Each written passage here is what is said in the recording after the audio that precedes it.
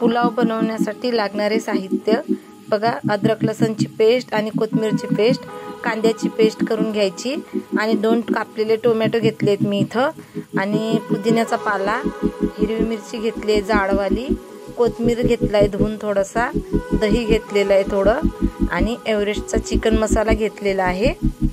पुलाव बनवण्यासाठी टोप ठेवला आहे गॅसवरती, आणि गरम मसाला पण त्यात मी ग्राइंड करून घेतलेला आहे मिक्सरमध्ये।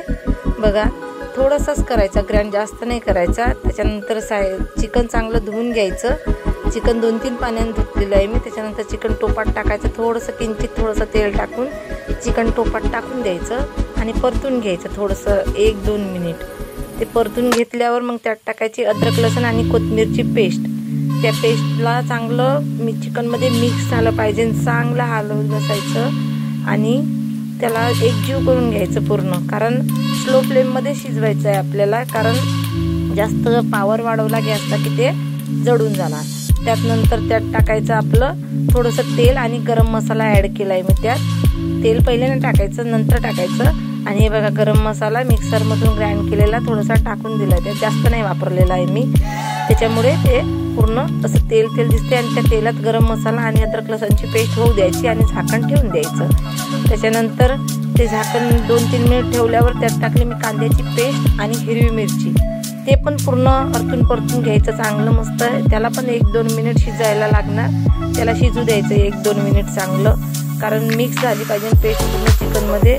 त्याच्यानंतर झाकण खोलून बघायचं बार, कारण जर जळला टोप खाली तर मग त्या चिकनचा वास करपल्यासारखा येतो, त्याच्यामुळे त्याला बार आपण झाकण काढून फिरवत बसायचं। त्यात टोमॅटो ॲड करायचे, मग नंतर टोमॅटो 2च घ्यायचे, कारण आपल्याला दही वापरायचं आहे नंतर।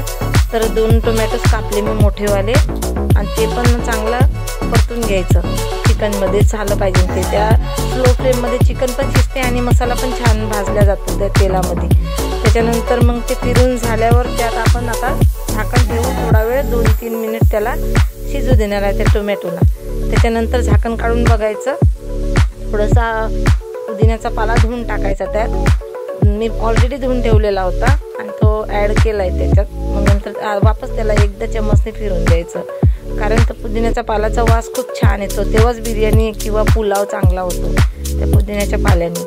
आणि ते पण मिक्स करून घ्यायचं चांगलं चिकन पूर्ण चिकनला लागला पाहिजे तो पाला। आणि गॅस स्लोच ठेवायचा, कारण स्लो गॅसमध्येच चांगलं चिकन पण स्लोमध्ये शिजणार आणि मसाला पण चांगला होणार स्लो फ्लेममध्येच। आणि मग त्याच्यानंतर मी त्यात टाकणार आहे थोडंसं दही ॲड करायसाठी त्याला 2-3 मिनिट झाकून ठेवणार आहे मी, आणि त्यात मग दही टाकणार आहे। दही टाकून झालं की मग त्याला पूर्ण मिक्स करा, कारण तेलात पहिले मसाला होऊ द्यायचा, नंतर दही टाकायचं, कारण पहिले दही टाकलं की दह्याच्या पाण्याने तो मसाला होणार नाही, दह्याला पाणी सुटतं मग। तर त्याच्या पहिलेच आपण पूर्ण मसाले त्यात मिक्स करून घ्यायचे आणि लास्टला दही टाकायचं। दही टाकून झालं की मग त्याला वापस फिरवत बसायचं, कारण त्यात दह्यात पाणी असतं ना, तर मसाला बरोबर होत नाही तेलामध्ये, म्हणून मग लास्टला टाकायचं दही टाकून झालं की त्याला पूर्ण फिरून झालं की एकदा झाकण ठेवून द्यायचं। बघा कसं मस्त तेल सुटले त्याला, त्याच्यानंतर झाकण ठेवून द्यायचं त्याला।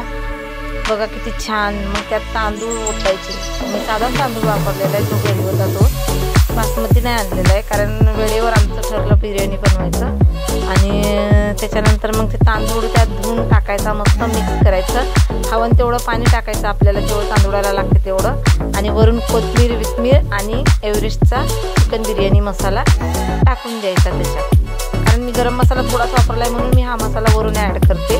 आणि मग नंतर त्याला चांगलं फिरून घ्यायचं, कोथिंबीर आणि मसाला टाकल्यावरती फिरून घ्यायचं चांगलं, आणि त्याला स्लो फ्लेममध्ये एकदम शिजू द्यायचं त्याला बिर्याणीला चांगलं।